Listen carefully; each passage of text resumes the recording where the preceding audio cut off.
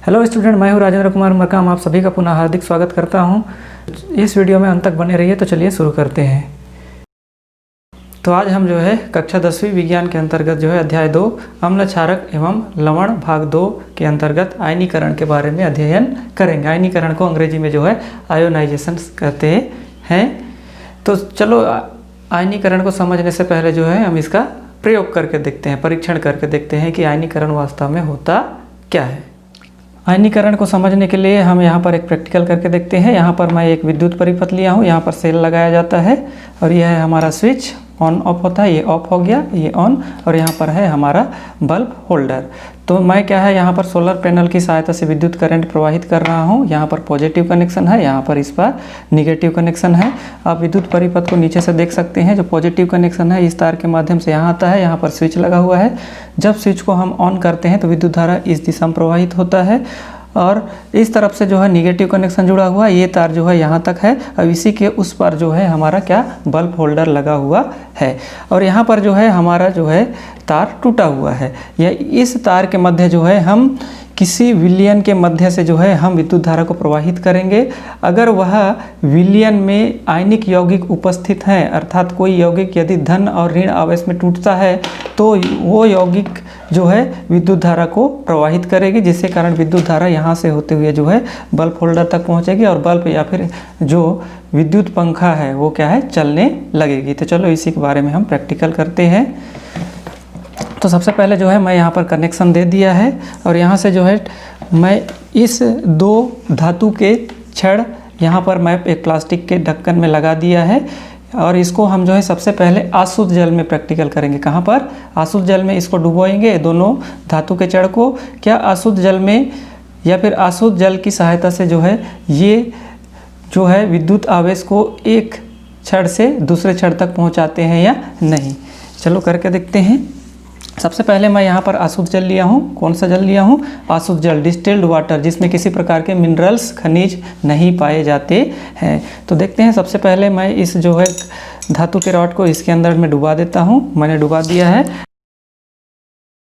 ये हम जो है ये स्विच को चालू करके देखते हैं तो ये जो है हमारा पंखा नहीं चलता है। अर्थात जो है इस अशुद्ध जल में किसी प्रकार के आयन के उपस्थित ना होने के कारण जो है विद्युत धारा इस दिशा में जो है प्रवाहित नहीं होती है, अर्थात इस रॉड से इस रॉड की ओर जो है प्रवाहित नहीं होती है, जिसके कारण जो है विद्युत आवेश यहाँ तक नहीं पहुँचने के कारण जो है हमारा विद्युत पंखा है नहीं घूमता है। तो इसी प्रकार से जो है हम अशुद्ध जल के स्थान पर अब हम क्या लेंगे? सोडियम हाइड्रोक्साइड, जो कि एक क्या है? क्षार है। क्या सोडियम हाइड्रोक्साइड आयनिक यौगिक है या नहीं, उसको इसी के माध्यम से पता लगाते हैं। तो अब इसके स्थान पर, अशुद्ध जल के स्थान पर हम किसका विलयन लेंगे? सोडियम हाइड्रोक्साइड का जलीय विलयन, जो कि एक सोडियम हाइड्रोक्साइड का तनु विलयन है, जलीय विलयन है। अब इसको जो है हम इस विलयन में डुबोते हैं। उसके बाद जो है हम इस विद्युत परिपथ का स्विच को क्या कर देते हैं? ऑन कर देते हैं।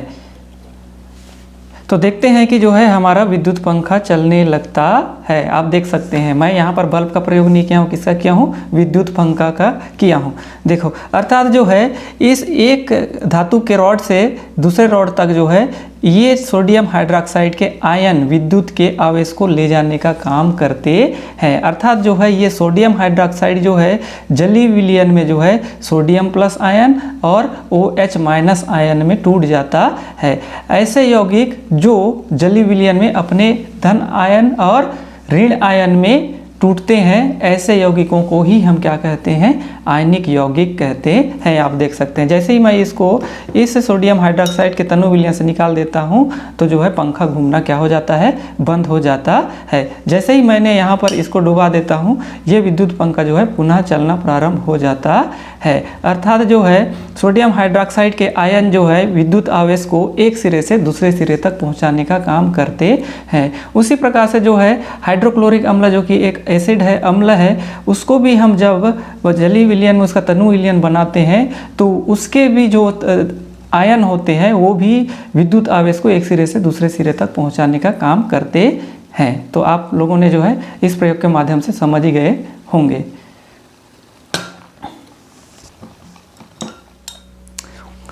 हमने जो है प्रयोग के माध्यम से देखा कि ऐसे यौगिक जो जलीय विलयन की उपस्थिति में जो है अपने अवयवी आयनों में टूट जाते हैं या वियोजित हो जाते हैं, ऐसे यौगिकों को ही हम क्या कहते हैं, आयनिक यौगिक कहते हैं। और उन यौगिकों के अपने अवयवी आयनों में टूटने की संपूर्ण प्रक्रिया को ही हम क्या कहते हैं, आयनीकरण कहते हैं। तो चलो पुनः एक बार हम यहाँ पर चित्र के माध्यम से समझने का प्रयास करते हैं। सबसे पहले जो है हम आयनीकरण को समझने के लिए एक बीकर लेते हैं। उस बीकर की पेंदी में जो है हम एक रबर का कार्क लगा देते हैं। उस कार्क में जो है हम 2 लोहे का क्या लगा देते हैं, धातु का आलपीन लगा देते हैं। अब जो है इन दोनों आलपीनों को जो है हम तांबे की तार की सहायता से किससे जोड़ देते हैं, एक बैटरी से जोड़ देते हैं। और बैटरी के दूसरे सिरे पर हम क्या लगा देते हैं, विद्युत बल्ब, या फिर हम जो प्रयोग किए उसमें क्या लगाए थे, विद्युत पंखा लगा देते। इस प्रकार से फिट करते हैं और बीच में जो है हम एक स्विच लगा देते हैं। इस प्रकार से जो है हम इसमें सबसे पहले जो है हम क्या भर देंगे, हम अशुद्ध जल भरते हैं, जिसको हम डिस्टिल्ड वाटर भी कहते हैं। अशुद्ध जल मतलब ऐसा जल जो जिसमें किसी प्रकार का खनिज लवण नहीं पाए जाते हैं, अर्थात शुद्ध पानी को ही हम क्या बोलते हैं, अशुद्ध जल कहते हैं, जिसको हम आसवन विधि के द्वारा बनाते हैं।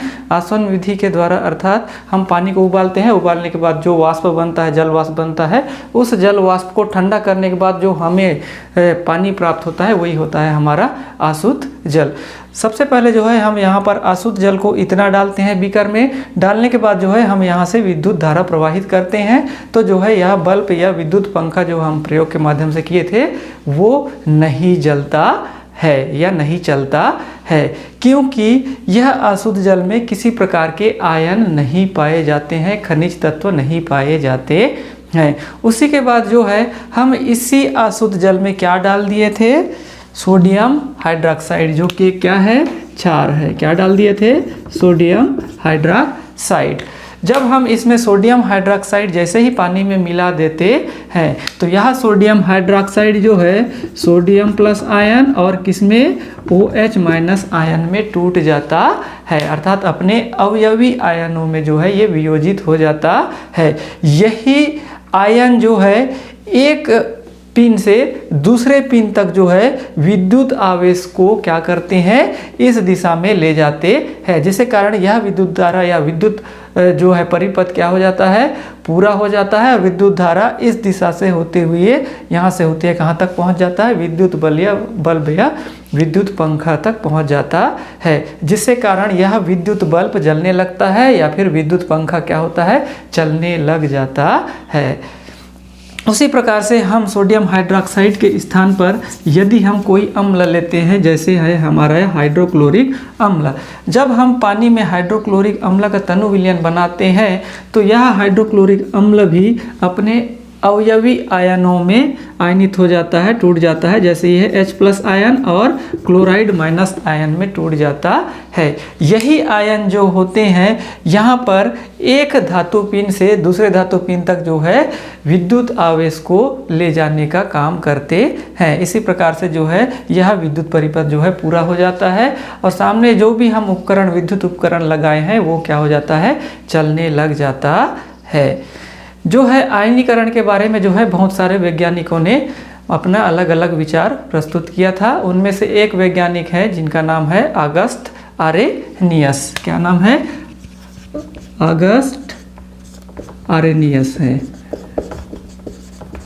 इन्होंने जो है 1884 में अम्ल एवं क्षारों के बारे में, उनके गुणों के बारे में इन्होंने बताया। इनके अनुसार जो है अम्ल ऐसा अणु होता है जो अपने जलीय विलयन में जो होता है H+ आयन अर्थात एक हाइड्रोजन आयन और फिर एक जो होता है कितना, एक ऋण आयन में वियोजित हो जाता है। अर्थात अम्ल ऐसा अणु है जो H+ आयन में और सिर्फ एक ऋण आयन में वियोजित हो जाता है। जैसे हम उदाहरण देखते हैं एक सल्फ्यूरिक अम्ल का। किसका, सल्फ्यूरिक अम्ल का सूत्र क्या होता है, H2SO4। जब इसको हम जल में मिलाते हैं तो यह अपने अवयवी आयनों में अर्थात कौन कौन से परमाणुओं से मिलकर बना है, उन्हीं अवयवी आयनों में क्या हो जाता है, टूट जाता है। जैसे यह हाइड्रोजन 2H+ अर्थात H+ आयन में टूट जाता है, और जो होता है ये SO4 2- आयन में टूट जाता है। इससे पहले मैंने बताया कि अम्ल ऐसा अणु होता है जो हाइड्रोजन+ आयन में टूट जाता है और सिर्फ कितना, एक ऋण आयन में टूट जाता है या वियोजित होता है। उसी प्रकार से जो है इन्होंने क्षार के गुण के बारे में बताया। क्षार ऐसे अणु होते हैं जो जल में घुलकर जो है हाइड्रोक्साइड आयन में टूट जाते हैं और एक जो है धन आवेश आयन में टूट जाते हैं या वियोजित हो जाते हैं। देखते हैं इसका उदाहरण हम कैल्शियम हाइड्रोक्साइड का देखते हैं। कैल्शियम हाइड्रोक्साइड, ये है कैल्शियम हाइड्रोक्साइड का सूत्र।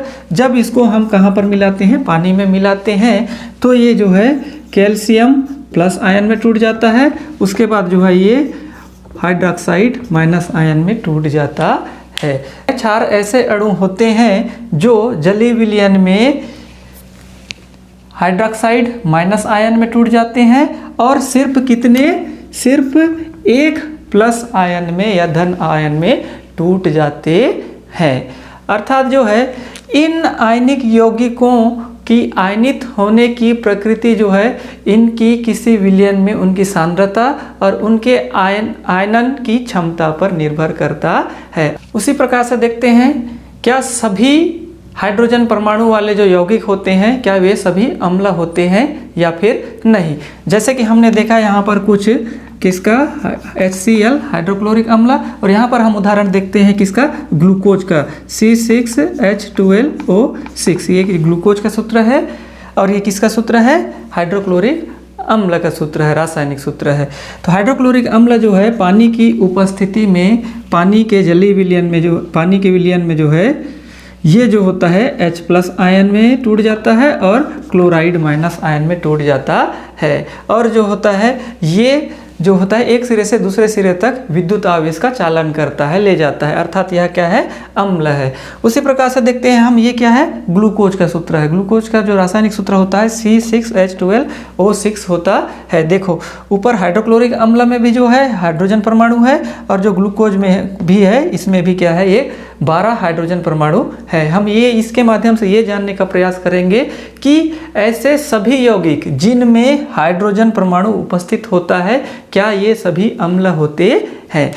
जो ग्लूकोज होता है, यह ग्लूकोज को जब हम पानी में घोलते हैं, मिलाते हैं, तो यह हाइड्रोजन+ आयन जो होता है नहीं बनाता है। इससे हमको यह पता चलता है कि जितने भी ऐसे यौगिक जिनमें हाइड्रोजन परमाणु पाया जाता है वे सभी जो होते हैं क्या नहीं होते हैं, अम्ल नहीं होते हैं, अर्थात वे सभी H+ आयन नहीं बनाते हैं। ऐसे यौगिक जो जलीय विलयन में H+ आयन बनाते हैं, ऐसे यौगिकों को ही हम क्या बोलते हैं, अम्ल कहते हैं। अब देखते हैं कि जो अम्ल होते हैं क्या वे सभी जलीय विलयन में ही हाइड्रोजन+ आयन देते हैं या फिर अन्य विलयन में भी। सबसे पहले जो है उसका अध्ययन करने के लिए जो है हम यहाँ पर जो है हम एक प्रयोग करते हैं। सबसे पहले एक परख नली लेते हैं। परख नली में जो है हम लगभग कितना ग्राम, 1 ग्राम NaCl अर्थात सोडियम क्लोराइड साधारण नमक लेते हैं। अब जो है इसमें जो है इस परख नली में जो है क्या मिलाते हैं, 2 मिलीलीटर सांद्र सल्फ्यूरिक अम्ल मिलाते हैं। क्या मिलाते हैं, सांद्र सल्फ्यूरिक अम्ल मिलाते हैं, कितना, 2 मिलीलीटर।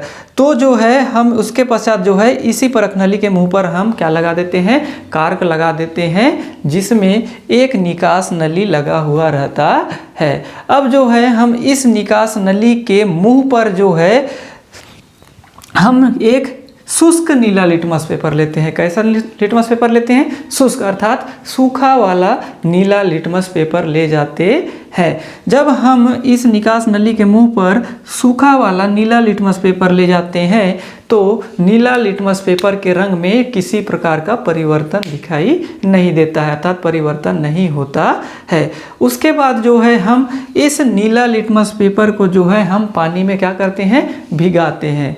अब पानी में भिगाने के बाद जो है उस जो लिटमस पेपर को हम विज्ञान की भाषा में क्या कहते हैं, आर्द्र लिटमस पेपर कहते हैं। क्या कहते हैं, आर्द्र लिटमस पेपर।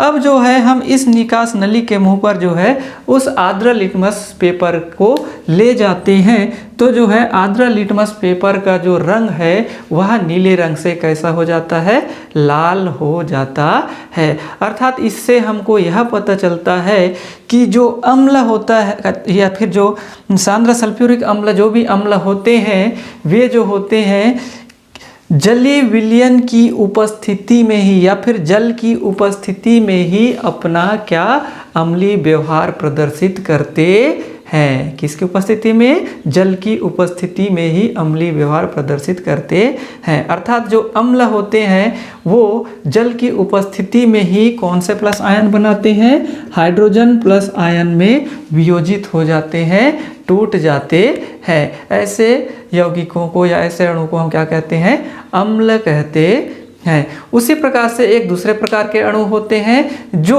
अपने जलीय विलयन में क्या बनाते हैं, OH माइनस आयन बनाते हैं, अर्थात OH माइनस आयन में वियोजित हो जाते हैं।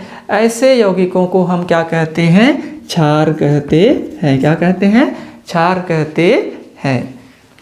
इन यौगिकों के आयनीकरण के बारे में जो है अगस्त अर्नियस नामक वैज्ञानिकों ने जो है अपना परीक्षण किया था और इन्होंने जो है इन आयनों की विद्युत चालकता के बारे में बताया था। इसीलिए जो है आर्नियस नामक वैज्ञानिक को सन 1903 में जो है नोबेल पुरस्कार से सम्मानित किया गया था।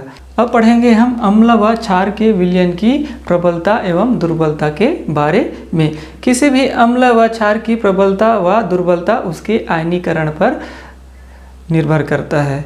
अर्थात वे अम्ल व क्षार जो पूरी तरह से आयनित हो जाते हैं, किसकी उपस्थिति में, जल की उपस्थिति में पूरी तरह से धन आवेश और ऋण आवेश में अगर वियोजित हो जाते हैं, टूट जाते हैं, तो ऐसे अम्ल या क्षार को हम प्रबल अम्ल या क्षार कहते हैं। ऐसे अम्ल या क्षार जो या जिसके अणु पूरी तरह से धन आवेश और ऋण आवेश में वियोजित नहीं होते हैं, ऐसे अम्ल या क्षार को हम क्या कहते हैं, दुर्बल अम्ल या क्षार कहते हैं। अर्थात इनके कुछ अणु जो है आयनित हो जाते हैं और कुछ अणु जो है अनआयनित हो जाते हैं, अर्थात धन आयन और ऋण आयन में आयनित नहीं होते हैं। अर्थात ऐसे अम्ल और क्षार को हम क्या कहते हैं, दुर्बल अम्ल और दुर्बल क्षार कहते हैं। किसी विलयन की पीएच मान और उनकी तुलना करने के लिए हम सार्वत्रिक सूचक का प्रयोग करते हैं, यूनिवर्सल इंडिकेटर्स का प्रयोग करते हैं। यह जो सार्वत्रिक सूचक होता है बहुत सारे सूचकों के मिलने से बना हुआ होता है, जिसके माध्यम से हम किसी विलयन की अम्लीय एवं क्षारीय प्रकृति की प्रबलता एवं दुर्बलता को हम आसानी से ज्ञात कर सकते हैं। अर्थात किसी विलयन जो कि अम्ल या क्षार है उसकी प्रबलता या दुर्बलता को हम इस सार्वत्रिक सूचक के माध्यम से आसानी से ज्ञात कर सकते हैं। यह जो सार्वत्रिक सूचक होता है वह किसी विलयन में उपस्थित हाइड्रोजन आयन की सांद्रता को जो है अलग अलग पीएच पर जो है अलग अलग रंगों से जो है उसको दर्शाता है या इंडिकेट करता है, जिसके माध्यम से हम उस सांद्रता पर उपस्थित हाइड्रोजन आयन की मात्रा का हम आसानी से ज्ञात कर सकते हैं। जैसे कि हम उदाहरण देखते हैं, शुद्ध जल का जो है आंशिक जो है आयनन होता है। जैसे कि शुद्ध जल का सूत्र होता है H2O। जब इसका आंशिक आयनन होता है तो यह H प्लस आयन और जो है OH माइनस आयन में टूट जाता है। इसी आंशिक आयनीकरण के कारण जो है कुछ अम्लों में जो है क्या आयन पाए जाते हैं, कुछ अम्लों में जो है OH माइनस आयन पाए जाते हैं और कुछ क्षार में जो है जल के आंशिक आयनीकरण के कारण उनमें क्षारों में क्या पाया जाता है, H प्लस आयन पाया जाता है।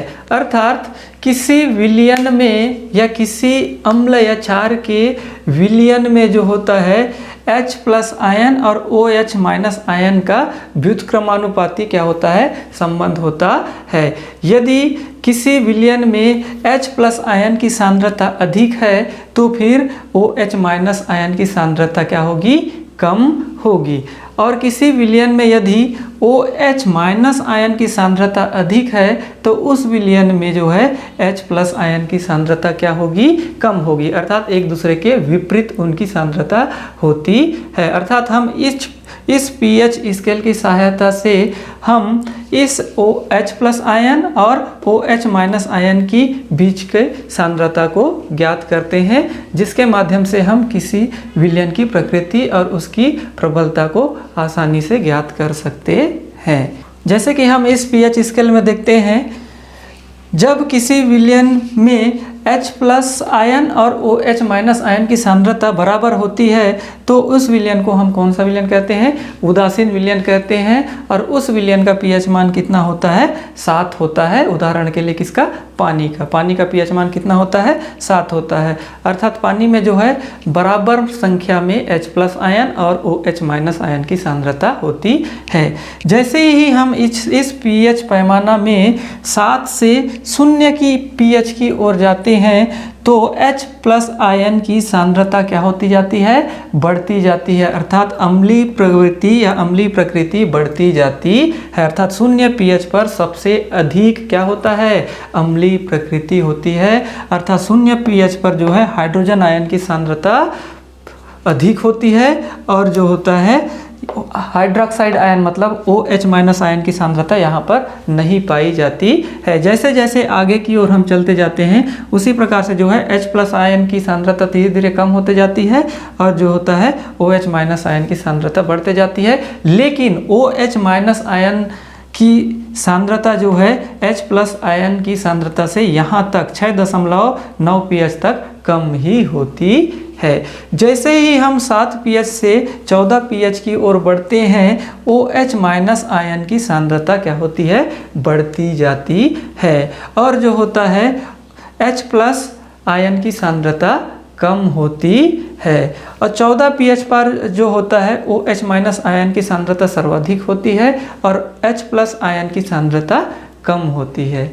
किसकी सांद्रता अधिक होती है वहाँ पर 14 pH पर, OH माइनस आयन की सांद्रता। यदि किसी विलयन में OH माइनस आयन की सांद्रता H प्लस आयन की सांद्रता से अधिक होती है तो वह विलयन की प्रकृति क्या होगी, क्षारीय होगी। तो उसी प्रकार से हम यहाँ पर देखते हैं कि एक चार्ट के माध्यम से समझते हैं कि कितने pH पर जो होते हैं हाइड्रोजन आयन की सांद्रता और हाइड्रोक्साइड आयन की सांद्रता जो है मोल प्रति लीटर में कितना होता है, तो उसका pH मान कितना होता है। मैं यहाँ पर जो है pH मान लिख दिया हूँ। pH मान अर्थात pH पैमाना में जो होता है 0 pH से लेकर 14 pH तक उसका मान अंकित होता है। अर्थात हम 0 pH से लेकर 14 pH तक के pH मान ज्ञात कर सकते हैं। तो देखते हैं pH मान मैंने यहाँ लिखा है 0, 1, 2, 3, 4, 5, 6, 7, 8, 9, 10, 11, 12, 13, 14 pH तक हम ज्ञात कर सकते हैं pH पैमाना की सहायता से। तो देखते हैं कि 0 pH पर H प्लस आयन की सांद्रता मोल प्रति लीटर में कितना होता है।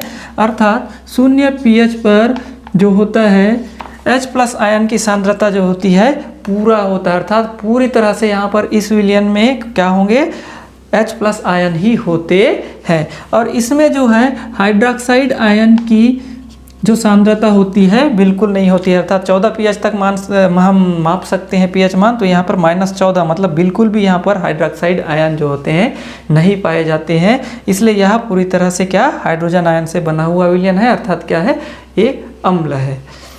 उसके बाद जैसे ही हम 1 pH की ओर बढ़ते हैं तो यहाँ पर जो होता है -1, अर्थात यहाँ पर जो होता है -1 अर्थात यहाँ पर एक हाइड्रोक्साइड जो माइनस आयन होता है वो रहता है। अर्थात इसमें हाइड्रोक्साइड आयन की सांद्रता कितना होगा, 1 होगा। अर्थात इसमें -13, क्योंकि हम 14 में इसका pH मान ज्ञात करते हैं। इसी प्रकार से दूसरा pH पर देखते हैं, अर्थात इसमें जो होगा 13 जो होंगे वो हाइड्रोजन प्लस आयन होंगे और जो एक जो आयन होगा वह हाइड्रोक्साइड माइनस आयन इसमें पाया जाता है। इसलिए उस सांद्रता वाले विलयन को हम pH मान 1 में रखते हैं। इसी प्रकार से 2 pH में जाते हैं तो यहाँ पर कितना होगा, -2, अर्थात यहाँ पर जो है कितना 12 जो है हाइड्रोजन प्लस आयन पाए जाएंगे और 2 क्या होंगे, हाइड्रोक्साइड माइनस आयन पाए जाएंगे। कितना 2, मतलब इसका कितना होगा -12, 12 और 1 कितना 2 कितना हो गया 14। उसी प्रकार से pH मान 3 में जाते हैं तो इसमें क्या होगा, मोल प्रति लीटर में मतलब हाइड्रोजन प्लस आयन की सांद्रता कितनी होगी, यहाँ पर 11 होगी, कितना होगा 11, और 3 जो होगा वो हाइड्रोक्साइड माइनस आयन की सांद्रता होगा। अर्थात इसमें क्या लिखेंगे हम 10 का घात ऋण 11, 11 धन 3 कितना हो गया 14, क्योंकि हम 14 pH तक ही pH माप पैमाना की सहायता से हम माप सकते हैं। उसी प्रकार से यहाँ होगा 10 का घात -4, अर्थात यहाँ जो हाइड्रोजन आयन कितने होंगे 10 होंगे, और 4 जो होंगे क्या होंगे हाइड्रोक्साइड माइनस आयन होंगे। तो इस सांद्रता वाले विलयन का pH मान कितना होगा 4 होगा। अर्थात इसमें कितना होगा 10 का घात -10 होगा। उसी प्रकार से 5 pH मान पर जो होगा 10 का घात -5, अर्थात इसमें जो होता है कितना 9 जो होगा हाइड्रोजन प्लस आयन होगा, और जो 5 होगा कौन सा हाइड्रोक्साइड माइनस आयन होगा। अर्थात 10 का घात -9, 9 और 5 कितना हो गया 14 हुआ। उसी प्रकार से जो है 6 pH मान पर जाते हैं तो 10 का घात -6, इसमें कितना होगा 10 का घात -8। उसी प्रकार से 7 pH मान पर जाते हैं तो 10 का घात -7, इसमें भी होगा 10 का घात -7। अर्थात 7 pH मान वाले विलयन में हाइड्रोजन प्लस आयन की सांद्रता भी 7 होती है, अर्थात और OH माइनस आयन की सांद्रता भी कितनी होती है 7 होती है। अर्थात 7 pH मान वाले विलयन में दोनों हाइड्रोजन प्लस आयन और हाइड्रोक्साइड माइनस आयन की सांद्रता या संख्या बराबर होती है। ऐसे विलयनों को हम उदासीन विलयन कहते हैं, और इनका उदासीन विलयनों का pH मान कितना होता है 7 होता है। उदाहरण के लिए किसका, पानी का जो हम पीते हैं। उसी प्रकार से जैसे ही हम उदासीन अर्थात pH मान 7 से ऊपर की ओर जाते हैं, हाइड्रोक्साइड माइनस आयन की सांद्रता उस विलयन में बढ़ते जाती है, और जो है H प्लस आयन की सांद्रता कैसे हो जाती है कम होते जाती है। अर्थात विलयन की प्रकृति कैसी होगी, क्षारीय प्रकृति होगी। जैसे देखते हैं यहाँ 10 का घात -8, अर्थात इसमें 8 जो संख्या होगी किनकी होगी हाइड्रोक्साइड माइनस आयन की होगी, और जो 6 होगी वो किसका होगा H प्लस आयन की संख्या होगी। अर्थात 8 हाइड्रोक्साइड माइनस आयन है, कितने 8 जो है हाइड्रोक्साइड माइनस आयन है, और फिर 6 जो है कि कौन सा है हाइड्रोजन माइनस आयन है एक विलयन में। तो किसकी संख्या ज़्यादा है, हाइड्रोक्साइड माइनस आयन की संख्या ज़्यादा है किससे, H प्लस आयन से। तो इसकी प्रकृति क्या होगी, इस विलयन की प्रकृति क्या होगी क्षारीय होगी, क्योंकि क्षार जो होते हैं पानी में घुलकर अधिक मात्रा में क्या देते हैं OH माइनस आयन देते हैं। अर्थात इसकी प्रकृति क्या होगी क्षारीय होगी। अर्थात इसमें जो होगा 10 का घात माइनस कितना होगा 6 होगा। उसी प्रकार से -6 मतलब इसमें जो है -6 को जो है कौन सा क्या पाए जाते हैं H प्लस आयन पाए जाते हैं। उसी प्रकार से यहाँ चलते हैं तो 10 का घात -9 pH पर ये कितना होगा 9 होगा, ये होगा 10 का घात -5। अर्थात हाइड्रोक्साइड आयन जो होते हैं कितने पाए जाएंगे यहाँ 9 पाए जाएंगे, और कितने हाइड्रोजन प्लस आयन पाए जाएंगे इसमें 5 जो है हाइड्रोजन प्लस आयन पाए जाते हैं। उसी प्रकार से आगे इसी प्रकार से चलते हैं तो 10 का घात -10, इसमें जो है हम कितने हाइड्रोक्साइड आयन 10 होंगे, और कितने इसमें होंगे 10 का घात -4, अर्थात 4 जो होंगे हाइड्रोजन प्लस आयन पाए जाते हैं। अर्थात हाइड्रोजन आयन या हाइड्रोजन प्लस आयन की सांद्रता क्रमशः घटते जाती है। किसकी बढ़ रही है हाइड्रोक्साइड माइनस आयन की सांद्रता जो है क्रमशः बढ़ते जा रही है।